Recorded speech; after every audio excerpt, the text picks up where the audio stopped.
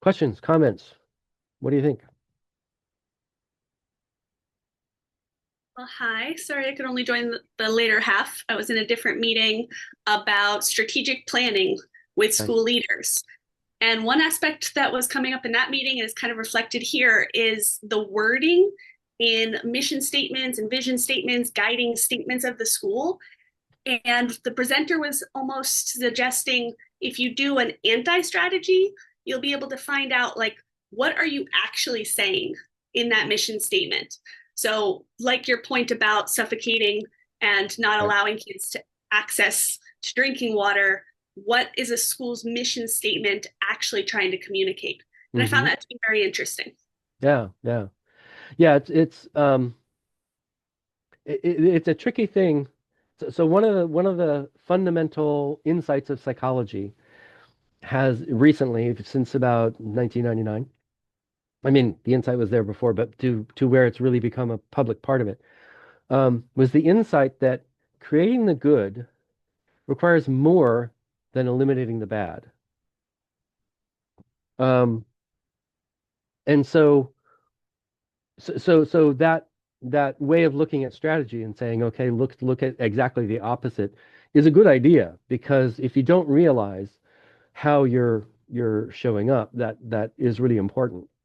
So for instance, the idea that autonomy is a fundamental need and that children and your colleagues need it, then a principal needs to be really thinking about how are we, you know, how are we assigning people to their classes? Is it meaningful to them? Is it supporting their autonomy to be in this group arbitrarily, or would it be more productive to have them involved in some level of making choices? Joyce and I visited the open school in Lakewood, Colorado. It's a public school that is running on basically democratic principles. It's not it's still a publicly funded school and it still has to meet standards and take tests and do all kinds of things. But one of the things they do is that they have an incredible process of uh, creating a schedule where kids can offer course, have offerings, but they have to go through this amazing, difficult process of creating a schedule because everybody's input is relevant and counted. People's preferences, people's ideas are all taken seriously, and so it creates a certain type of nightmare, but it's a good kind of nightmare because it's the kind of nightmare that's all about how do we ensure everybody's getting their, being part of the process of creating it and making it happen. Um, I don't know. During my tours and visits, I was mainly uh, engaged with teenagers. Um, and I know that they do a lot of choice making and things at the lower level, but it's not the same thing. So it's not completely age mixed. I think that's a consequence of their public nature.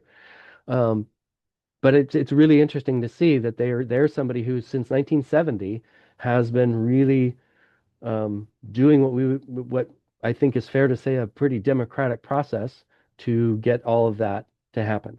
And so really, really interesting variation on that. Other questions, comments?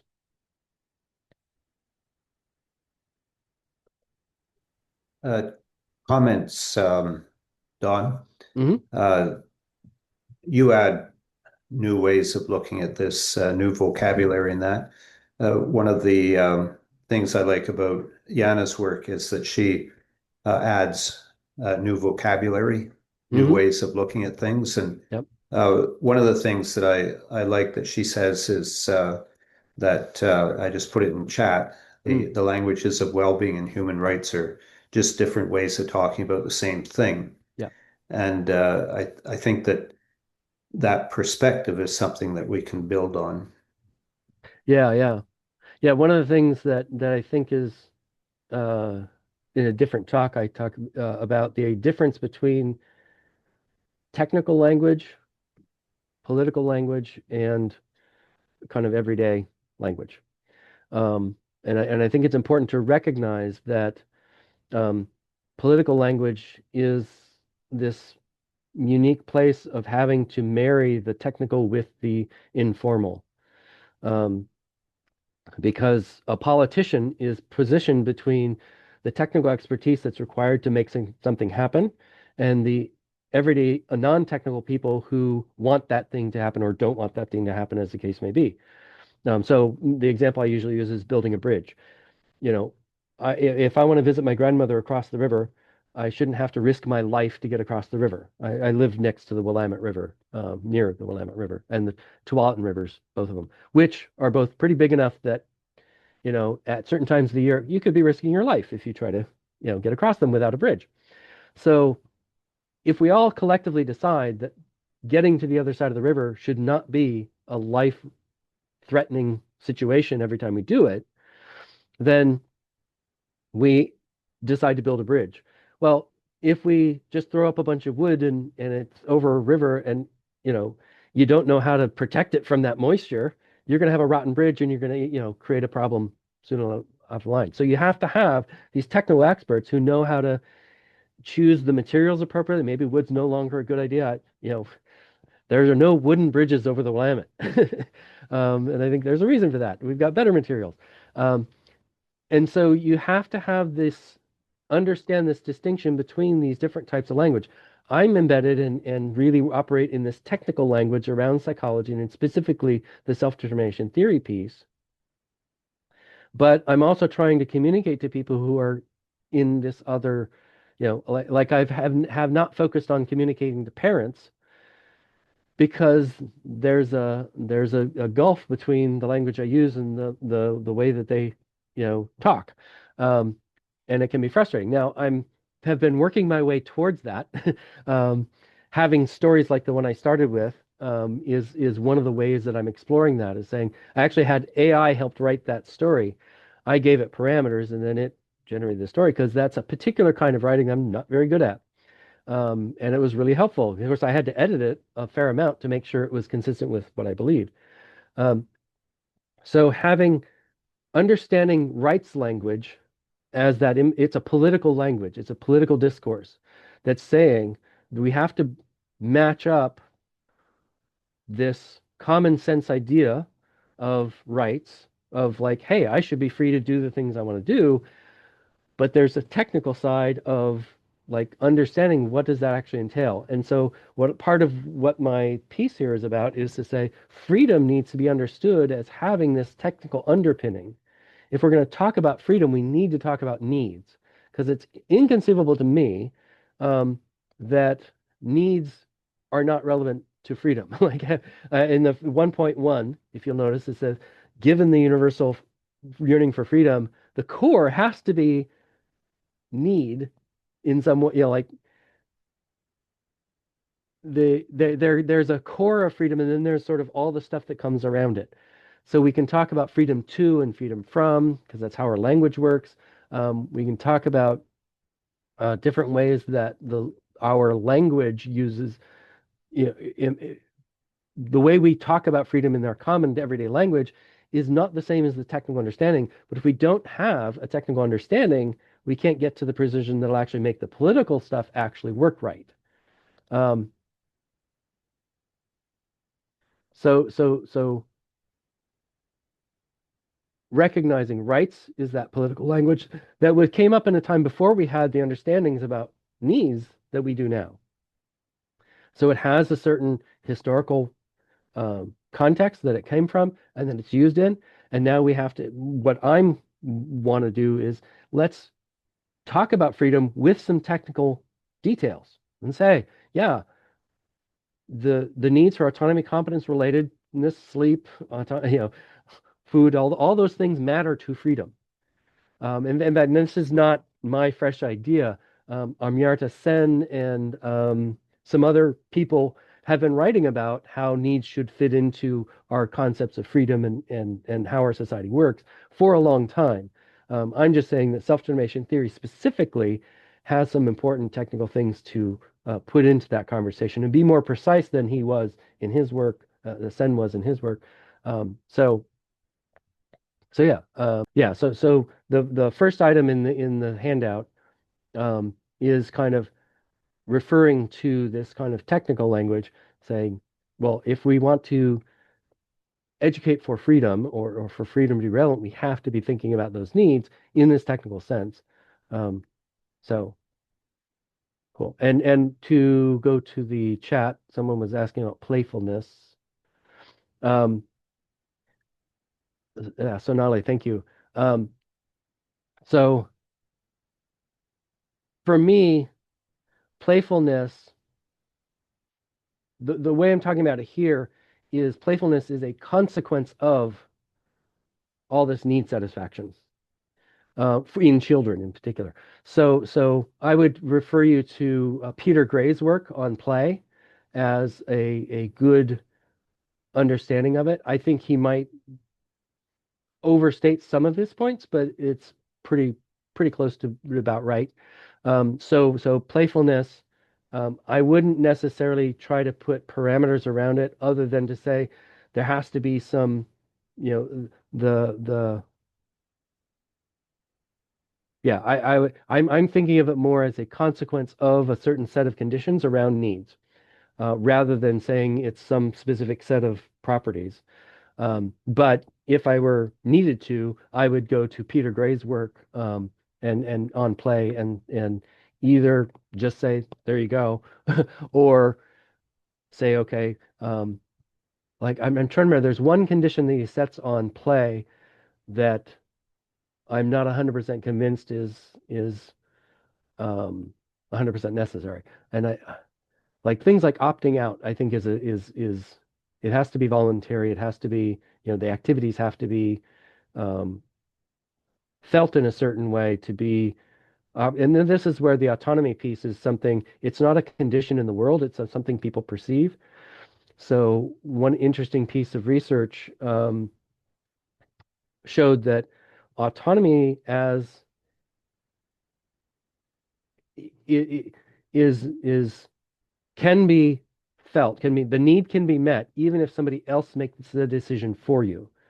Um, so in Hong Kong, they did this research where they had kids, uh, uh, they had I think four or five groups, where the kids chose a puzzle themselves. They had their peers choose it for them. They had their mother or their teacher. So four conditions. And what they found was that depending on how good the relationship with that mother or teacher was, them making the decision for the child could be felt as autonomous as if they'd made it themselves.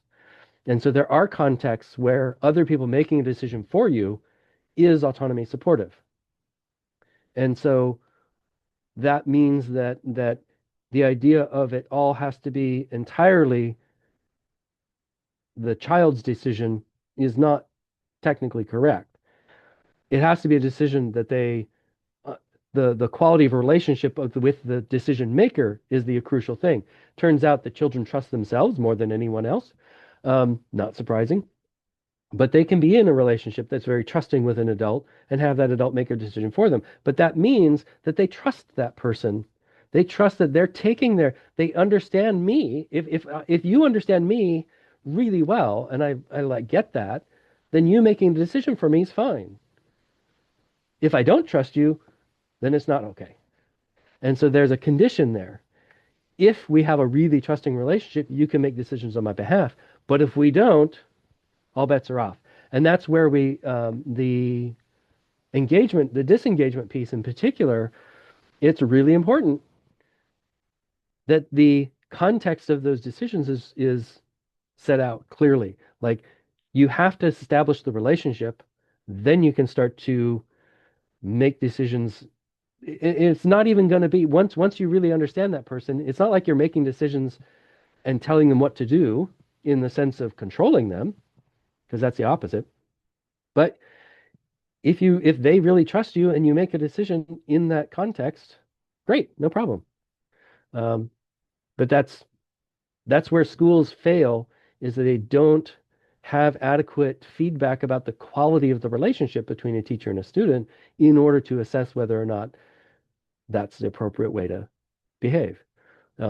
Schools assume teachers must be in control, and that's why you get at least 5% of your kids in resistance mode, even at young ages. Um, Whereas when you shift that, and for instance, the schools where kids are making a choice to be in the instructional situation, which is known as democratic schools in a lot of cases, but there's a lot of other variations that have similar things, like Montessori done well, is the kids are feeling like, yeah, I get to participate and I get to make choices and I get to be in this environment in a way that fits for me. Um, Now, done poorly, it could be controlling, and so that's a challenge. But that's where I think we need to be very careful about how we address the mainstream and figure out how to get this kind of information flowing so that we can assess what is the quality of relationship. And that's something that the current data-driven mainstream doesn't even consider how the kids or teachers are experiencing just the educational context. Um, so, okay. Um, yeah, you guys are posting a lot of cool stuff in the chat, but yeah, go for it, Henning. Yes, it reminds me of a story a student told me. We were just chatting with each other. It's a girl. She's about 12 years Mm, old, I think, or 13 years old. And I asked her what what brought her to our school because she has been to another school for the first 2 school years. She has been in another school, mm, and then she had the chance to switch to our school. And I asked her why did she decide that? And she said she didn't decide it. She asked her mother asked her if she would like to stay in her school or if she would like to change to this new school. mm, And she replied to her mother, "I don't know. Decide for me, please." hmm hmm Yeah, and there's also a uh, in the self-determination theory literature, there's a sort of most of the literature to date has been sort of assuming that you're either supporting or thwarting needs, or that needs are either satisfied or thwarted. But I'm not sure how long ago, but there's another one that was saying, well, wait a minute, there's another possibility here, and that is dormant needs. And I think that what they were pointing out is that this sort of helps explain certain types of patterns. Um, the thwarting, so I think this gets at what we would think. It's as if you only had, you know, achievers and explorers versus resistors. And so dormant needs are why you get passengers. Is the kids are neither pursuing their needs, which would be resistance if it's not consistent with the context, but they're also not, they're just letting it ride, like saying, okay, well, I'll just be here and I won't pursue my needs, but I also, won't pursue what they're offering as activities. I won't, I'll just barely go along with the program, minimal. And so thinking about it is if your needs have become dormant, then you're not pursuing autonomy. So for instance, it's not necessarily that she trusted her mother entirely with the decision. Like, I don't know whether the quality of their relationship was. It could have been that, but I it could think so. also be, I think so. No. yeah, hopefully. Mhm. But it could also be that you just said, oh, make the decision for me because I'm not used to pursuing that need. Now, that's not healthy to not pursue the need, but it's also not the worst detriment, to needs either, to well-being. So that's why there's a in the spectrum of motivation, one of the ones that's on the edge between um, autonomous and controlled is called and I just blanked on it. Um, Introjected, that's what it is. Introjected motivation. But introjected motivation was found to have two components. There's sort of positive introjects and negative introjects. Now, an introject, the term comes from Freud, or at least translations of Freud, um, and it means something where guilt and shame and things like that are introjects. It's something where guilt and shame are the negative introjects. Pride and I think there's a couple of other positive introjects. But the positive introjects are where you get sort of neutral for well-being, as opposed to the negative introjects, which are clearly negative for well-being, but not as negative as external regulation, which is rewards and punishments.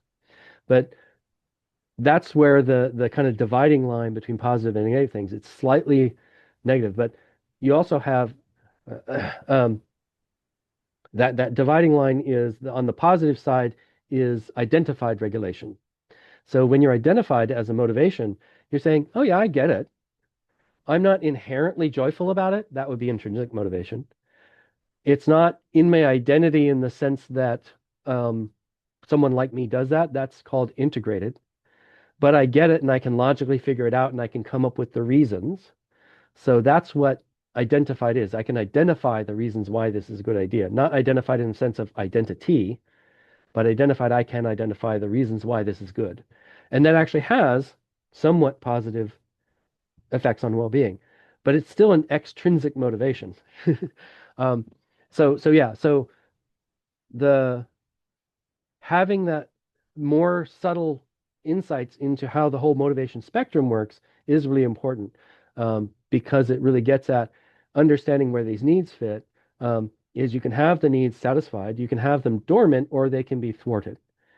And I think a lot of what the mainstream does is not thwart needs directly. That's the worst case scenario. And when you see, I was mentioning the Hollywood movies like Stand and Deliver and Freedom Riders and things like that, is yeah, those are portraying situations in which needs are actively being thwarted in the school situation.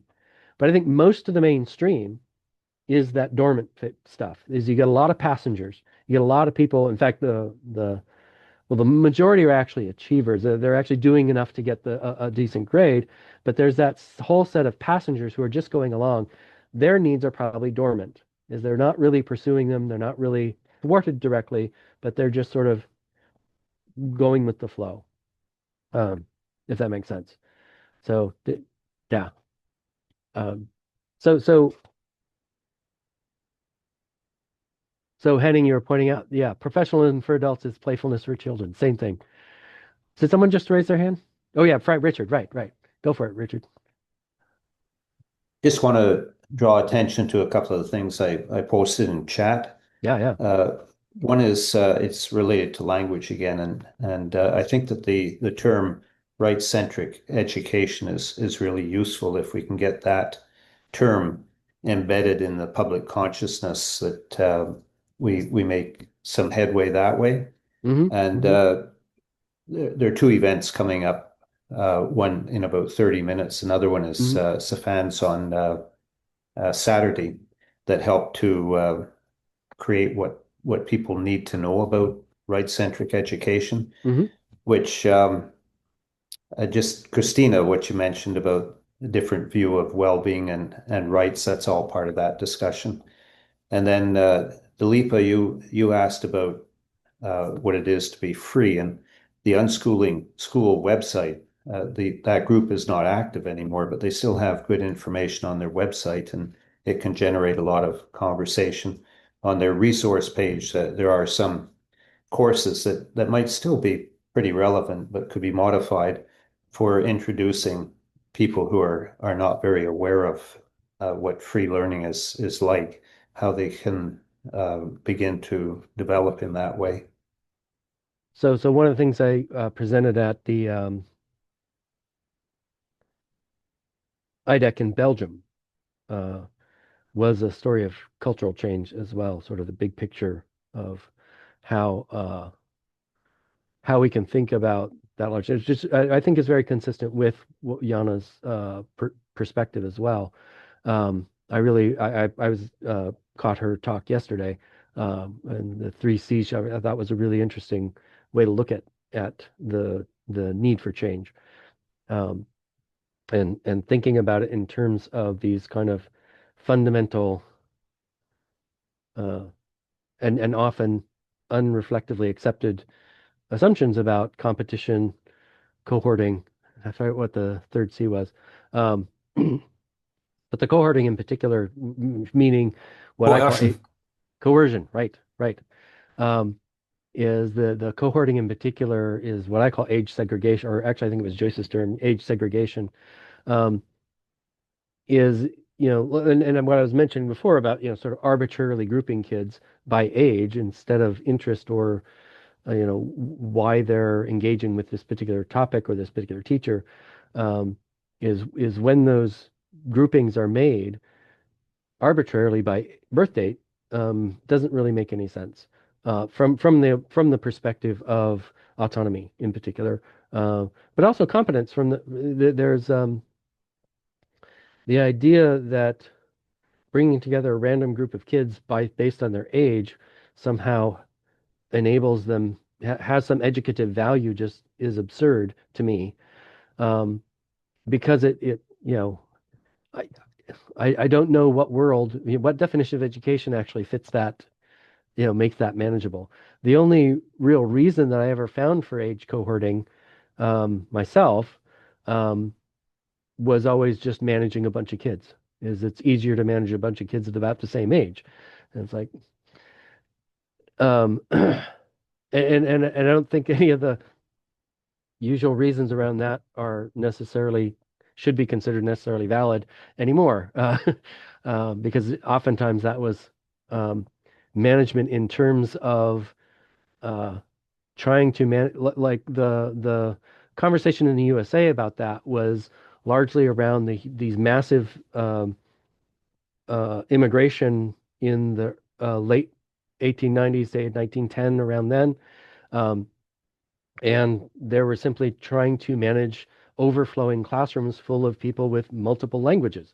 And they were just trying to manage things, and they found that a bunch of kids of similar age seemed to be easier to manage than a bunch of kids of diverse ages. Um, and so it had nothing to do with educating them. It had to do with how do we simply warehouse them and manage their behavior until we can send them home again. Um, and at that time, according to histories of education, the dominant thing was simply recitation was the main pedagogical tool. It's just you make them get up and say the things you tell them to say.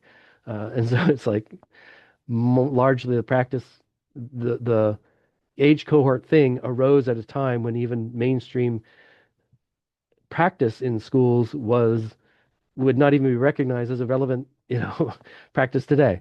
So it's very, yeah. And the deeper cultural, my way of telling this story goes further back and says there's actually some more fundamental cultural, patterns that are at work, not just, usually it's called industrialization. Well, I think it goes back 10 or 15,000 years, to assumptions about whether or not you can exclude other people. Um, who counts when you're talking about, the who gets educated. Um, if you are in a society in which, uh, you have the right to control other people or to, uh, ignore other people, then that's a cultural assumption that then got rolled into schools. Is, we the elites get to, uh, create a situation that's convenient for us to deal with their children. And I think that's, uh, one of the things there's a critique of colonialism in that sense, but I don't think it's appreciated how much the colonizers colonized themselves. They were subjecting through class distinctions. So it's not about whiteness. It's about who gets to control other people regardless of the thing. And anybody who had the political position to control others did so, um, regardless of race, gender, etc. Those were certainly true. That it was more of that, but I don't think it had those weren't the main, operators. I think the main operator was I will control anybody I can. That was the cultural assumption that I have that right because of my dominant position, whatever that dominant position was, whether it was economic or political. Um, all right. Does anybody else have? Yeah, you're having a great conversation in the chat, and then I have a hard time reading that very quickly. Christina, concerns about age mixing. Um, would you like to articulate more of what the concern is? I mean, I found out about a lot of the democratic, right-centric education ideas as of April. Yeah, So yeah. I'm still very new to a lot of these concepts. However, in my experience working with children in youth groups Hmm. in churches, Hmm.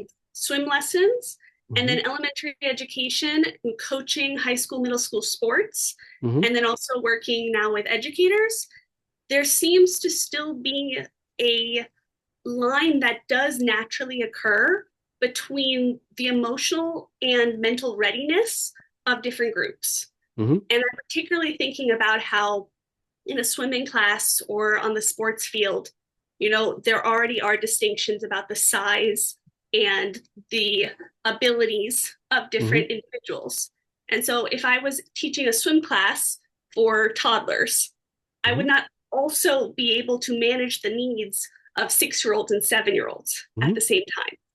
And vice versa for also helping, 14-year-olds learn how to run and kick the soccer ball and 5-year-olds at the same time. Hmm. So I wonder where the idea of age mixing overcomes some of those physical and mental areas that I see. Yeah, so what I've observed in democratic schools is that the difference is not you're not forcing age mixing either. It's the forcing that's the problem, not the whether things flow out. So, for instance, at the Village Free School, um, the reason they had three different age groups in their they had three different morning meetings every day because the littles would have their morning meeting early, the middles would have it a little bit later, and then the teenagers had it even a little later, so like an hour apart. Because that's how they arrive at school. When you have the complete freedom, one of the things that flows out of that is that they have different kinds of sleep schedules. And so the teenagers aren't very functional at the same time as the six and sevens and eights. And so, yeah, you have this natural outgrowth. So that's the thing is that those exactly the ones you talked about physically. Yes, teaching toddlers to swim, you're not going to mix the teenagers and the toddlers in the swimming unless you're having those teenagers be your assistant, which there's possibility, but you're going to not have everyone doing that. You're going to have a select few who are particularly working well with the kids. So, so I think that that's the question. Is not forcing age mixing in every context. Sex ed is one where, yeah, you're not including those little ones in the same conversation as the bigs. Bigs and littles have to have a different conversation.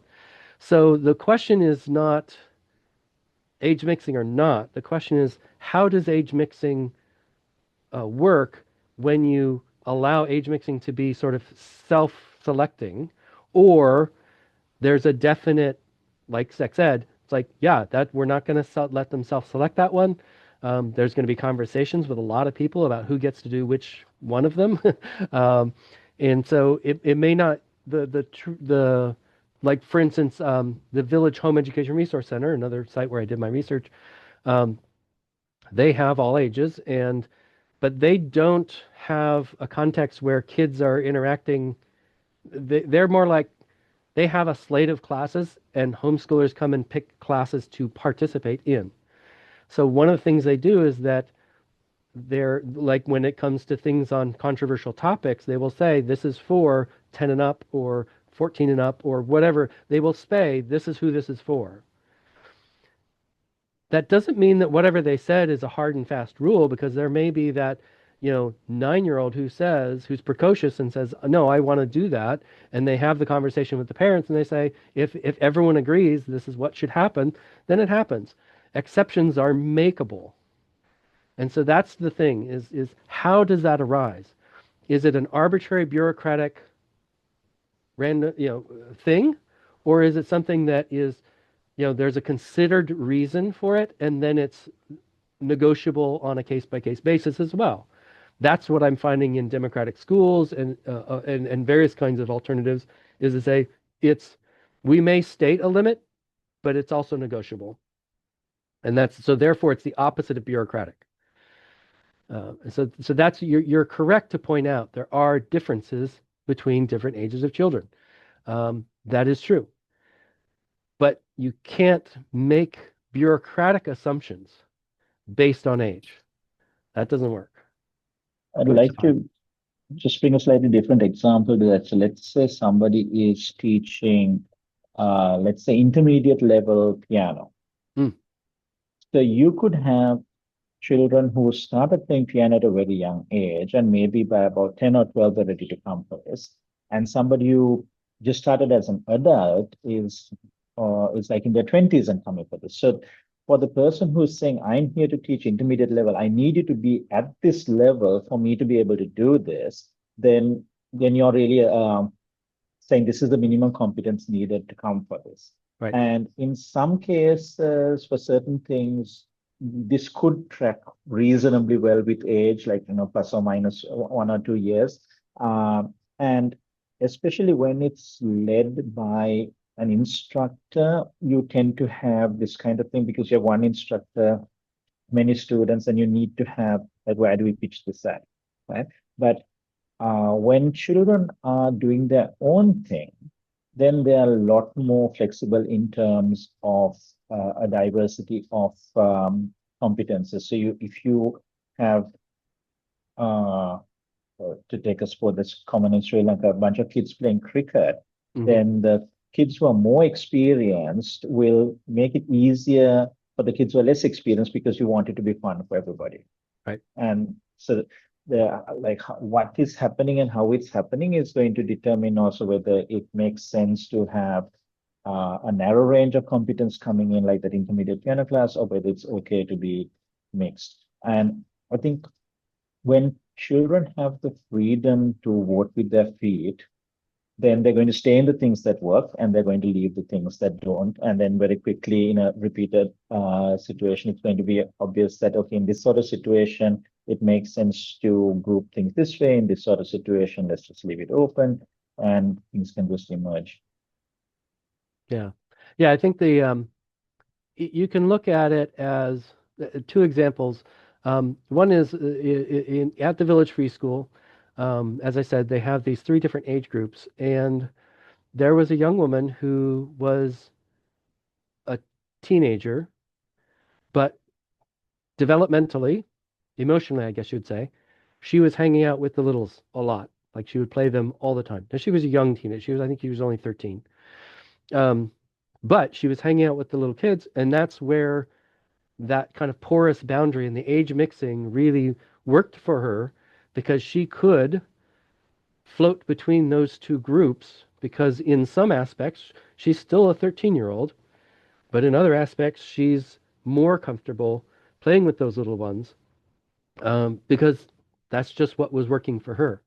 And there was no one in that environment who was saying, oh no, you have to be there, not there. So yeah, go ahead, Christina.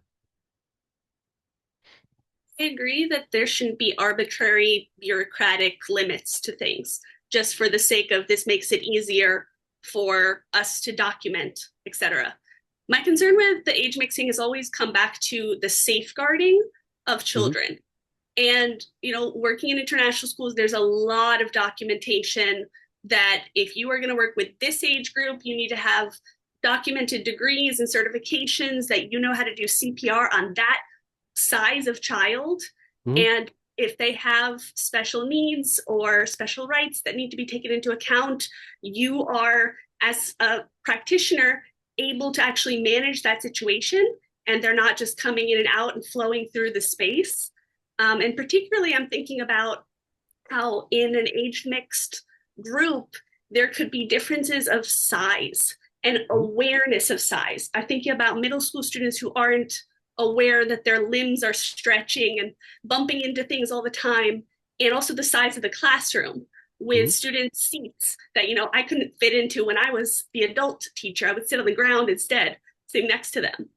So there are some management elements, but I'm mostly concerned on just like what happens in that piano class that Safan is bringing up if, the older participant is not aware of their body or not aware of protecting the safety of the other children in the class. One of the things to notice, Christina, is the context in which those things arise.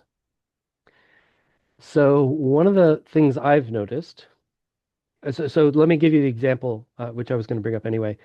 So one of the jobs I had before I had done my own stuff was I was the after school, I was running or a teacher in an after school program at a Catholic school. And then later I went on to do stuff at the Village Free School. But at the Catholic school, so this is a K-8, and so after school they would play kickball.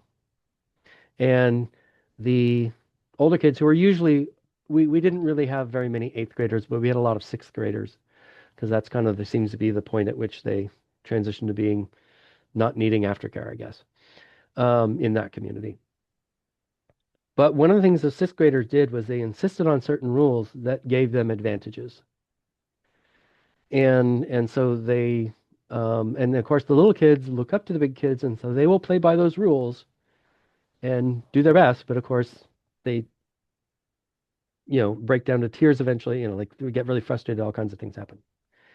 In contrast, when I went to the Village Free School, one of the games that became very popular for them was Foursquare. And like everybody in the school wanted to play Foursquare at the same time, and it became very inconvenient to have these really long lines to play Foursquare. So one of the things they did was they started making 5 square and 6 square. They actually got up to 9 square. So they had 9 squares with people in it, and because it is completely age mixed all the way to 18 there, actually even 19 sometimes, the older kids had obvious advantages, but then what they would do is to ensure that an 18-year-old could play with a 6-year-old or 5-year-old, they would change the rules and give the littles advantages. Because for them, the context in which they operate is that everyone should be having fun. And that's not a rule at their school. That's just the way the culture of the place developed in the context of the freedom to choose and to opt out and to really have a lot of choice in that environment. So what I observed is that in the Catholic school, advantage was not something you ever gave up. You maintained advantage. But in the free school, thing was, well, that's dumb. You're just going to make little kids cry. And when you have a conflict resolution process that's robust, which they did at the Village Free School, those kids, if you're making kids cry, either the little kids themselves or the people who notice that are going to write you up and call you on it. Because that's what a conflict resolution process enables, is if something's going wrong and bad for somebody, it doesn't necessarily even have to be the person, but somebody who's uncomfortable with that can call it out. Now, it doesn't mean they're going to get their opinion. It's not like having the power to punish other people arbitrarily. And that's what schools give teachers a lot of times. Because instead of having a conflict resolution process, they just give teachers all the power. And then that's why you get a lot of passengers in those kinds of schools, because it's like, why should I do anything? They're not going to take my point of view seriously. So that's where context is really, really important, is the context in which everyone's voice is, and somebody pointed out in the chat, voice choice, I forget what the other piece was, but those things are crucially important because that's how it really actually works out. And you should have a culture in which people are taking care of each other. And so to me, that's a difference there. Go ahead, Henning. I want to point out, I'm not sure if you are concerned about age mixing because of power abuse situations. It sounded a little bit like this, that older children can use their power. I think child protection is very important. It's very important in every institution where children are, regardless if it's a democratic school or a state school or a church group. And I think that democratic schools should be concerned about child protection. And it's not enough what democratic schools are doing if they are just saying, well, the children can go to the school court and in any way they can go away and they can just, I don't know, these principles I wrote down, choice, voice, exit, these principles Exit, yeah. are ingrained in a concept of a democratic school. However, it's not enough. You need to do more to have effective child protection. It's what I learned in my school. It's very important. I think democratic schools should pay more attention to child protection than they are doing right now. Mm. Do you have like what's an example of something beyond that would be done? Yes, for example, child protection has several aspects. For example, it can be that children are not very well treated in their own home. And Right. if we, as staff members of a democratic school, are suspicious about what's going on in their home, we have a duty to act. But also within our school, there are sometimes situations where power is abused by someone in some way, and the mechanisms the democratic schools all rely on, the school court, doesn't work. Right. And in that situation, you need to have some different procedures to make sure that you can guarantee child protection. One example is if there's something happening between students. Maybe we had a case. Actually, we had a case, an older boy and a younger girl, and there happened something. They were just roughhousing, and something happened which was not okay. We didn't really knew if it was accidentally or if the boy did it on purpose. But I don't know how to say it in English. The trousers of the girl came down a little bit. That's more or less a situation which happened in this roughhousing situation. Now, if this girl shows, oh, what's the word in English? Let me see. So just to pause for a moment, I want to acknowledge that it is 9:30 and that this was scheduled to go until 9:30. So everybody, if you need to go, I understand it's all great. Well, thank you for coming. I'll stay on to keep the conversation going, but we'll wrap it up. Or you're Okay. welcome to leave if you need to. Yeah, okay. If in such a situation something happens like shame, if the girl feels ashamed, then she probably won't dare to go to the school court because the school court is more or less public. Yep. So people are talking publicly about what happened, and there's a rule which was broken. And in most cases, it's okay that it's public. And in some cases, the school court could even send out the bystanders and just say, "We want to talk only with the two people who are concerned." But there are some cases where shame prevents people to seek help. At least if it's only this public judicial committee or how it's called. And you need some different procedures to help those who can't use the public procedures, and that's child protection. And I think most democratic schools don't think about it enough. Yeah. Yeah, that's one of the things that Village Free School ran into as well. There's in Oregon, there are legal requirements around certain employee issues that you cannot hand to a student group. So you have to deal with certain things and issues around violations around sexuality also fall clearly within that that realm. So yes, there definitely needs to be another level of process and understanding to go beyond just that public forum, just for exactly the issues you mentioned. Yeah, and they do exist well, at least in the schools that I've had occasion to find out about their deeper processes. But I don't know whether that exists everywhere, and so maybe you're right. I was going to say thank you, Henning, for bringing that up. And I think it happens in a lot of youth organizations as well. I think about church groups and after school activities. There can be a parent who is the facilitator and doesn't necessarily have the training to understand what marks to look for, what movements to look for, to notice if a child has signs of abuse or signs of even neglect. And I think that's another area where all schools around the world can continue to contribute to this amazing center of knowledge, because democratic schools bring in a lot of great ideas. And I think Stefan's organization has a new quantitative assurance system that he's been rolling out.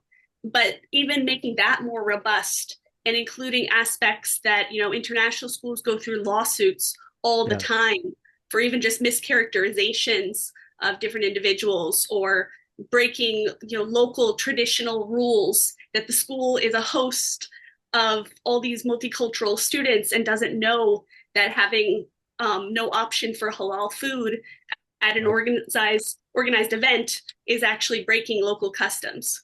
So they get in trouble for that. So there's always stuff we can learn from each other. Yeah. Right on. Cool. Yeah, so I think your concern, Christina, is well founded, as we've kind of pointed out. But I think that there is contextual factors, like I was bringing up the Catholic school to say that some of that is like, I mean, even the idea of that you're breaking local customs, and that you're really having a way to surface those things is the crucial thing. It's how is the feedback loop operating? And what I think the one of the main cultural assumptions that has been made in the dominant culture has been, it doesn't matter, it's the assumption that my values are universal, and therefore I can do anything and it's all going to be okay. That's one of the things that what the democratic schools, I think, are doing well, is saying, oh, how do we have voice, choice, exit? How do we have these options? What are the structures we need in place? And that's where having the diversity of those kinds of schools is really important, because people are finding different ways to meet those needs. And one of the realities of the democratic school movement is that the consequence of not doing those properly is usually the death of the school. It's been an evolutionary process. Is the schools that fail at those tasks that you're pointing out are the ones that fail to succeed. They fail to continue because either lawsuits or political division within the school itself. There's a variety of reasons why so many hundreds of schools that tried to replicate Summerhill, for instance, cease to exist. There's only a handful left. And it's because the realities of taking care of other people's children is one that is harsh when you get it wrong. And unfortunately for us, there's structural reasons why the democratic schools aren't they are on the rise, I believe, but they aren't, in the common conversation, aren't in the mainstream conversation. And I think that has to do with other things, which I've talked about in other contexts. I think, but we need to be robustly thinking about and putting into place, like the kinds of structures that Henning's talking about, is making sure that we have a robust set of structures to offer when the opportunity arises. Because when the shift happens, which it will, I'm confident, it's going to be a shift to, wait, when the mainstream actually catches on and says, oh, we need to do things differently, they're going to need existing examples to rely on. And that's where the work we're doing now is crucially important, because it's what my friend Sharif calls the parallel polis, is you have to have these alternatives bubbling and nearby, so that when the monolith collapses, it rises in its place. Um, and his example of that, pardon me, is the reason that Czechoslovakia had a velvet revolution as opposed to the rest of Eastern Europe when the Berlin Wall fell is because they had something ready to go. They had decades before, well, in the 70s, a bunch of imprisoned people imprisoned by the Russians for being outspoken had actually formed the Constitution in secret, passing notes in a prison, um, which included Václav Havel, who became president. They were passing they wrote a constitution long before the need for that constitution.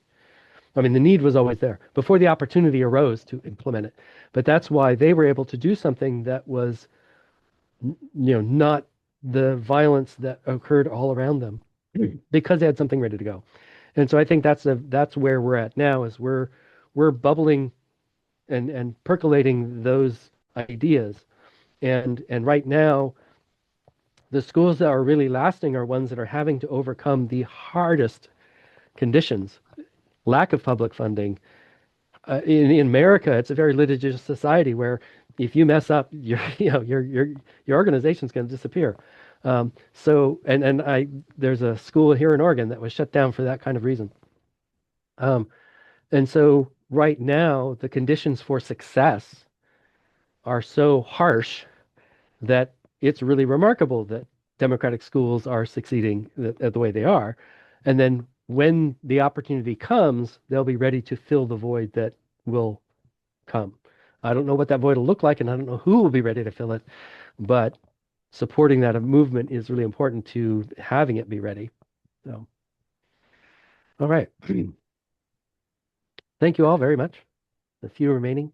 Thank you, Doug. No, my whole day, actually my whole week is like bouncing between the international schools mainstream conversations that are happening Yep. and then all of the Learning Planet stuff. So I'm like living in two different worlds and trying to synthesize it all. Nice. Yeah. Yeah, that's an important role to play, by the way, is bridging the worlds is one of those things where I think one of the ways that when the mainstream collapses, it's bridgers like yourself who are going to be able to say into that space, hey, wait a minute, there's other options, there's other ways. And so I think that's a really important role to play. And that's why, a lot of like Joyce and I are going to a lot of different conferences. We found that totally mainstream is not really edifying yet. But we're on a lot of these kind of marginal ones. In fact, we're going to be in Malta, next week? For a conference that's it's EU focused, but it's going to be what I assume will be a lot of mainstream people, but it's called Seen and Heard, and it's all about voice for students. So it'll be really interesting to see what happens. In fact, the reason I know about it is because Michael in Germany told me about it, and so I didn't know. So he actually, I guess his proposal didn't get accepted, but so I don't know if he'll be there or not. Maybe he'll be there. That'd be great if he was. It'd be good to see him. But we're going. It's all part of that two loops model, right? Like we got to be ready to take over for the collapse, hospice it into the archives. Exactly. All right. Well, thanks again. We're way over time, but appreciate it. Thank you. Have fun in Malta. Thanks. Bye, guys. Bye. Nice seeing everybody. Yeah. Oh, Joyce. Yeah. Don, I've still another question for you. Go for it. Can I go? In your book, I think you are talking about the hidden curriculum. Yes. And if I've understood it correctly, you don't conceptualize the hidden curriculum like I normally heard it. Normally, I understood it. The hidden curriculum is something like people are not telling you what they actually want with the school, but they have some hidden ideas what they want to achieve, or maybe they are not even conscious about it. Maybe nobody is even conscious about it, but there's something going on, and there's, for example, the mainstream capitalism is always sneaking in the curriculum. Yeah. That was my understanding, more or less. And then I read your book, and if I've understood it correctly, you are saying that the hidden curriculum is there no matter what. If you have a group, if you have a democratic school, you will have a hidden curriculum, and therefore you need to manage it. Is it Yes, true? that's right. Yeah, and it's exactly what I was talking about right now about child protection and this stuff. We have a lot of different processes going on in our democratic school, Hmm. and some of them are not healthy, and they are not necessarily all child protective issues. There are Right. some other stuff going on within the stuff. And the idea that you need to manage the hidden curriculum, I think it's great. Thank you. Yeah. Yeah, there's a couple of different ways that hidden curriculum is often talked about. Um, Particularly the more of what you're putting at is more in the social justice conversation, sort of the underlying racism, the underlying capitalism, the underlying sort of institutional dominance narrative. But there's also in the autistic neurodivergence community, there's another way of thinking about the hidden curriculum because it's the implicit social cues and implicit ways of being that particularly people with autism have trouble picking up, or certain aspects of autism. And so part of what I'm doing is saying both of those are correct in their in their analysis. But what I'm doing is I'm saying that like in the autistic community, there's these books and things that say revealing the hidden curriculum and all these things. And what I'm saying is in contrast to that, I'm saying you cannot reveal a hidden curriculum, the totality of the hidden curriculum. There's aspects, like the capitalism and the racism and things like that. You can sort of have an analysis and go down that road and say, okay, here we can identify how someone's being disadvantaged systematically because of certain assumptions, and you can surface it.